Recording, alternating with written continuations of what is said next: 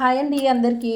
నిన్నటి వీడియోలో అయితే ఈ బ్లౌజ్ ఒక కటింగ్ వీడియో అయితే పెట్టానండి. మీరు ఎవరైనా చూడలేని వాళ్ళు ఉంటే చూడండి. ఓన్లీ మనకి టేప్ అవసరం లేకుండా ఎలా కట్ చేసుకోవచ్చు, అలా కట్ చేసినప్పుడు షోల్డర్ జారే ప్రాబ్లం కూడా రాకుండా టిప్స్తో సహా నేనైతే బ్లౌజ్ కటింగ్ వీడియో పెట్టాను. కావాలి అనుకునే వాళ్ళు చూడండి, మన ఛానల్లో ఉంది.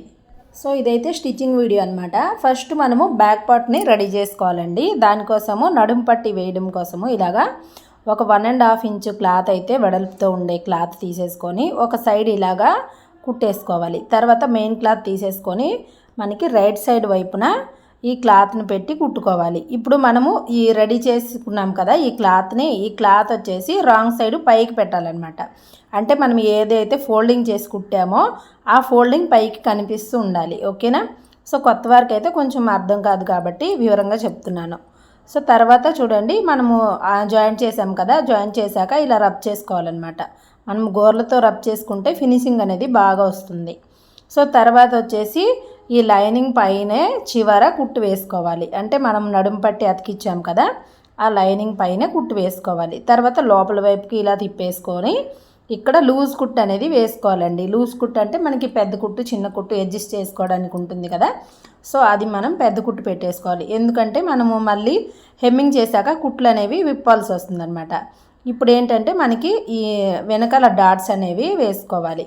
చూడండి, రెండు ఇలా సమానంగా ఫోల్డింగ్ వేసేసుకొని ఇటువైపున ఒక 2 ఇంచులు క్లాత్ విడిచిపెట్టేసి ఇలా సెంటర్కి ఇలా ఫోల్డింగ్ వేసుకుంటే మీకు డాట్స్ ఎక్కడ వేయాలి అనేది క్లియర్గా అర్థమవుతుంది. ఇలా మార్కింగ్ పెట్టేసుకొని ఇప్పుడు వెనకాల డాట్స్ అయితే స్టిచ్ వేసుకోవాలి. ఈ వెనకాల డాట్స్ కూడా ఏమీ లేదండి, బాగా సన్నగా ఉన్నారు అంటే 3.5 ఇంచులు పెట్టుకోండి. కొంచెం లావుగా హైట్గా ఉన్నారంటే ఒక 4 ఇంచుల వరకు ఇలా పెట్టేసుకోండి. ఓకేనా? నేనైతే ఇక్కడ 3.5 ఇంచులే పెడుతున్నాను. సో నేను అజ్జ ప్రకారంగా పెట్టేస్తున్నానండి. మీరు టేప్తో కావాలంటే కూడా కొలుచుకొని పెట్టుకోవచ్చు. సో ఇలా మొత్తం అయిపోయిందండి. బ్యాక్ పార్ట్ అయితే రెడీ అయిపోయింది కదా. ఇప్పుడు మనము ఈ ఫ్రంట్ పార్ట్లో మార్కింగ్స్ అయితే వేస్తున్నాం కదా, ఈ మార్కింగ్ వేసే విధంగా మెయిన్ డాట్స్ అయితే కుట్టుకోవాలి. ఇలా మనము మార్కింగ్ అంటే బ్లౌజ్ కట్ చేస్తాం కదండి, కటింగ్ చేసినప్పుడే ఈ మార్కింగ్ అనేవి వేసుకోవాలన్నమాట. ఇవేవి కూడా నేను టేప్తో వేయలేదండి, నేను మొత్తం కూడా టేప్ లేకుండానే కట్ చేశాను. సో చాలా సింపుల్గా, టేప్తో మాకు అర్థం కావట్లేదండి, మాకు బ్లౌజ్ కొలతలతో చెప్పండి అనే వాళ్ళ కోసమే ఈ వీడియో చేశానన్నమాట. సో ఒకసారి మీరు కటింగ్ వీడియో చూడండి, చూశాక మళ్ళీ స్టిచ్చింగ్ వీడియో చూసారంటే మీకు క్లియర్గా అర్థమైపోతుంది. ఇలా 3 డాట్స్ కూడా మనము ఎలా అయితే మార్కింగ్ వేసామో అలా అయితే కుట్టేసుకున్నాము. రెండో వైపున కూడా సేమ్ అలాగే కుట్టేసుకోవాలి. తర్వాత వచ్చేసి ఎక్స్ట్రా పీస్ ఒకటి తీసుకోవాలి. ఇది ఎందుకంటే క్రాస్ బెల్ట్ కోసం అనమాట. ఎక్స్ట్రా పీసులు ఇలా 2 పీసులు తీసుకోండి. తర్వాత దీనిపైన మెయిన్ క్లాత్ ఒకటి ఇలా పెట్టేసుకోండి. రైట్ సైడ్ పైకి ఉండేటట్టుగా ఇలా పెట్టేసుకోండి. ఇక్కడ కన్ఫ్యూజ్ అవ్వకండి మీరు, నేను ఎలా అయితే చూపిస్తున్నానో అలా పెట్టుకోండి. తర్వాత మనకి చూడండి ఇక్కడ చిట్కా ఉంటుంది. ఇది వచ్చేసి మనకి ఫ్రంట్కి ఉక్స్ పట్టి కాజపట్టి వైపు రావాలన్నమాట. ఈ రెండు కూడా ఇలాగా పెట్టేసుకోవాలి, ఇలా ఎదురెదురుగా రావాలన్నమాట. సో ఇలా సర్దుకోండి, ఇలా ఎదురెదురుగా రావాలి. తర్వాత ఒకటి ఇలా పక్కన పెట్టేసుకొని ఇలా ఇంకొకటి కుట్టు వేసుకోవాలి. ఇలా మనం స్టార్టింగ్లోనే ఇలా ఎదురెదురుగా పెట్టి కుట్టుకున్నాము అంటే కొత్త వారికి ఏమవుతుందంటే రెండు కూడా ఒకే వైపుకి వచ్చేలాగా కుట్టేస్తారు, అలా కన్ఫ్యూజ్ అవ్వకుండా ఉంటారనమాట. సో ఇలా మనం కింద ఒక 1/2 ఇంచ్ మార్జిన్తో కుట్టుకున్నాక మళ్ళీ ఈ లైనింగ్ పీస్ని మాత్రం అటువైపుగా తిప్పేసి లైనింగ్ క్లాత్ చివరంచున కుట్టు వేసుకోవాలి. సో చూడండి, కొత్తవారైతే మన ఛానల్ని సబ్స్క్రైబ్ చేసుకోండి, వీడియో చివరి దాకా చూడండి, వీడియో నచ్చితేనే లైక్ చేయండి. తర్వాత వచ్చేసి ఇటువైపుకు ఫోల్డింగ్ వేసుకోవాలి. లోపల వైపుకి ఇలా ఫోల్డింగ్ వేసేసి ఒక్క 1/2 ఇంచు గ్యాప్తో ఇలా కుట్టు వేసుకోవాలి. తర్వాత మనకి ఈ క్రాస్ బెల్ట్ మనము ఎలా అయితే కట్ చేసామో అలాగే మనకి ఫినిషింగ్తో రావాలి అనుకుంటే ఇలా చుట్టూ కూడా కుట్లు వేసేసుకోండి. వేసేసుకొని ఎక్స్ట్రా పీస్ అంతా కూడా కట్ చేసుకోవాలి. సో ఇలా కట్ చేయడం వల్ల మనకి ఫినిషింగ్ అనేది చాలా బాగా వస్తుందండి, నీట్గా ఉంటుందన్నమాట. సో రెండో వైపుది కూడా సేమ్ అలాగే కుట్టేసాము. తర్వాత ఫ్రంట్ పార్ట్లు తీసేసుకొని దాని వైపుగా ఇలాగ సర్ది పెట్టేసుకోండి. ఓకేనా? ఒకదానితో ఒకటి మళ్ళీ ఇలా జాయింట్ వేసుకోవాలి. చాలా సింపుల్ అండి. లైనింగ్ బ్లౌజ్ కానీ సాదా బ్లౌజ్ కానీ ఏదైనా సరే మనము స్టెప్ బై స్టెప్ ఇలాగా కుట్టుకున్నాము అంటే మనకి 5 నుంచి 10 నిమిషాల్లో అయిపోతుంది అని నేను చెప్పనండి. ఏ బ్లౌజ్ అయినా సరే 5-10 నిమిషాల్లో ఏ బ్లౌజ్ కూడా అవ్వదు. ఒక అరగంట నుంచి 30 గంట లోపల ఏ బ్లౌజ్ అయినా అయిపోతుంది. కనీసం ఒక అరగంట పడుతుంది మనం ఎంత ఫాస్ట్గా కుట్టినా కూడా. ఓకేనా, ఒక అరగంటకి ఒక బ్లౌజ్ లేదా 30 గంటకి ఒక బ్లౌజ్ అయితే కుట్టేస్తారు. మీరు కొత్త వారైనా సరే కొంచెం లేటుగా కుట్టినట్లయినా కూడా మీరు ఒక గంటలో ఒక బ్లౌజ్ అయితే కుట్టేస్తారనమాట. ఇలా స్టెప్ బై స్టెప్ కుట్టుకుంటూ వెళ్ళాలి. చూడండి, ఇక్కడ ఉక్స్ పట్టి కాజపట్టి రెండు సమానంగా వచ్చిందా లేదా ఇలా చూసేసుకొని ఏమైనా ఎక్కువ తక్కువలు వస్తే ఇక్కడే సరి చేసుకోవాలండి. తర్వాత మనము ఇక్కడ ఉక్స్ పట్టి కాజపట్టి కోసము ఇలా క్లాత్ అయితే తీసుకోవాలి. ఒకటి వచ్చేసి ఒక 2.5 ఇంచు 3 ఇంచులు అయితే తీసుకోండి. ఇది వచ్చేసి మనకి ఉక్స్ పట్టి కాజాపట్టికి అనమాట. ఈ సన్నగా ఉండేది వచ్చేసి ఉక్స్ పట్టి కోసము. ముందైతే మనం కాజాపట్టి అయితే వేసుకోవాలి. చూడండి, కింద క్లాత్ని పెట్టేసుకొని పై నుంచి ఇలా స్టిచ్ వేసామంటే మనకి నీట్గా వస్తుందన్నమాట. సో తర్వాత మళ్ళీ ఇది ఒక 2 ఫోల్డింగ్ ఇలా వేసేసుకోవాలి. ఓన్లీ లైనింగే తీసుకున్నా కూడా మనకి ఇది ఫోల్డింగ్తో సహా 3 క్లాత్లు ఉంటుందన్నమాట లోపల. అందుకని స్టిప్గానే ఉంటుందండి, చినిగిపోవడము ఏమవ్వదు. ఓకేనా, నేను ఎప్పటి నుంచో ఇలాగే కుడుతున్నాను కానీ రిమార్కులు ఏమీ రాలేదు కాబట్టి మీకు కూడా అది కుట్టి చూపిస్తున్నాను. కాజాపట్టి అయిపోయింది కదా. ఇప్పుడు ఉక్స్ పట్టి కోసము ఈ క్లాత్ని ఇలాగా 2గా ఫోల్డింగ్ వేయండి. ఇలా ఫోల్డింగ్ వేసినప్పుడు ఒక 1/4 ఇంచు క్లాత్ కొంచెం ఇలాగా నేను వీడియోలో చూపించాను కదా, అలా కొంచెం తగ్గించి ఫోల్డింగ్ వేసి ఇలా కుట్టేసుకోండి. ఇలా కుట్టుకున్నాక మళ్ళీ ఇలా అంటే లైనింగ్ పైన చివర కుట్టు వేసుకోవాలి. ఇలా కుట్టు వేసుకున్నాక మళ్ళీ లోపలికి ఇలా తిప్పేసుకొని ఈ చివరి నుంచి కుట్టు వేసుకుంటూ రావాలి. సో ఇక్కడ చూడండి, ముడతలు ఏమీ లేకుండా కింద వైపున కొంచెం సర్దేసుకోండి క్లాత్ని. అంతేనండి, మనకి ఉక్స్ పట్టి కాజాపట్టి కూడా రెడీ అయిపోయిందనమాట.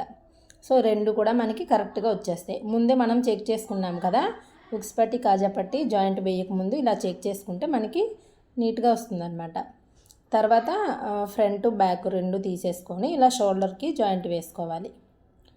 సో షోల్డర్ జాయింట్ కూడా మనము బ్లౌజ్ కట్ చేసినప్పుడు 1/2 ఇంచ్ అయితే మార్జిన్ వదిలిపెట్టి ఉంటాం కదండి. సో అదే 1/2 ఇంచ్ అనేది ఇక్కడ మనము స్టిచ్ వేసుకోవాలి. తర్వాత ఈ ఫ్రంట్ బ్యాక్ 2 కూడా సమానంగా వచ్చిందా లేదా ఇలా చెక్ చేసుకోవాలి.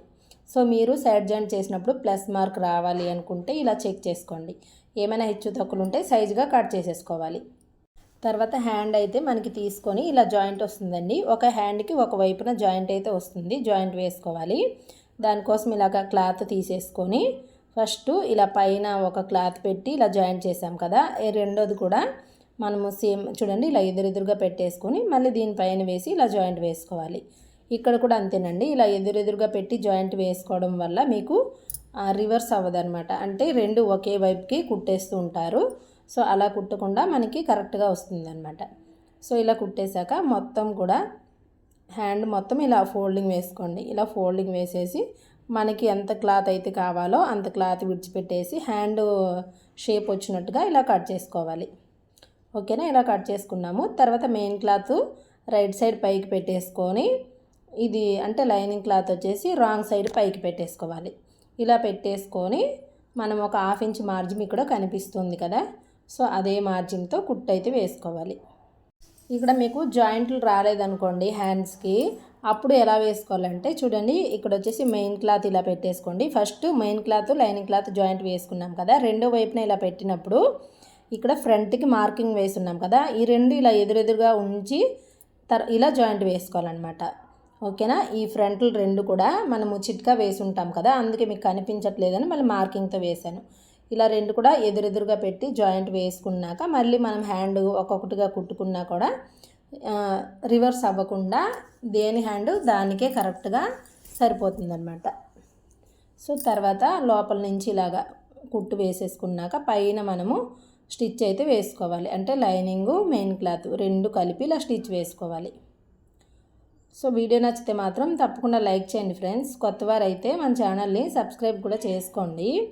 సో ఏం లేదండి, మీరు లైక్ చేయడం వల్ల మన వీడియోస్ అనేవి ఎక్కువ మందికి రీచ్ అవుతాయి అన్నమాట.